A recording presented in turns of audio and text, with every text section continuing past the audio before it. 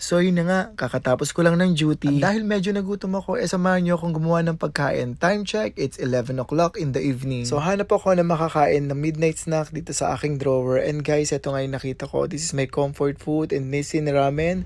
And meron pa rin tayo ditong pimiento. And dali-dali ko na nga itong kinuha para at least maluto ko na. At agad na nga akong dumiretso sa gali para kumuha ng malaking bowl para paglutuan ko ng aking ramen. And guys, sa totoo lang, sa dami ng choices ng pagkain dito sa barko, minsan dumadating sa point na hindi naman sa nagsasawa, kaya lang humahanap or hinahanap ko pa rin ng mga pagkain na pang Pinas. Oh hala, nagpaliwanag pa, matakaw ka lang talaga. Normally, yung mga dinadala namang pagkain ng mga seaman is yung mga instant or mga ready to eat para sa mabilisang panawid ng gutom at pantanggal na rin ng cravings. And guys, alam niyo ba, sa tuwing nagluluto ako ng Nissin ramen, nilalagyan ko to ng fresh milk para mas masarap. At syempre, fresh na din. Hala, hindi dito nga pala sa mess room namin halos kompleto na din, kaya pag nagutom ka anytime pwede kang gumawa ng sarili mong pagkain. Sa katulad kong gutumin, winner. May mga iba't ibang flavor ng cup noodles, breads, jams, butter, lahat ng hanapin mong palaman andito na guys. Pero sabi ko nga sa inyo, minsan yung cravings natin talagang hindi natin may iwasan.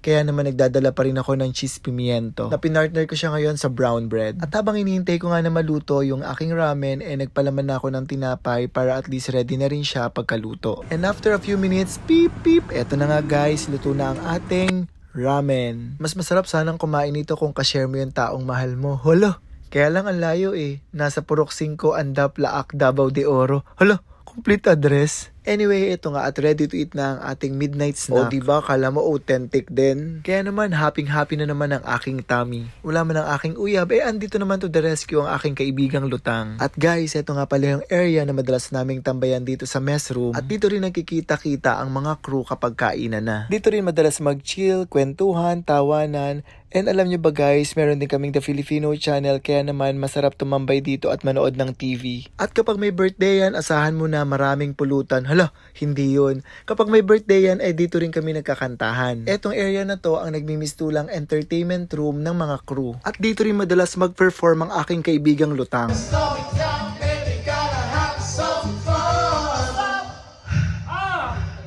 So guys, hanggang dito na lang at i-enjoy ko muna ang aking midnight snack. Hanggang sa muli, paalam!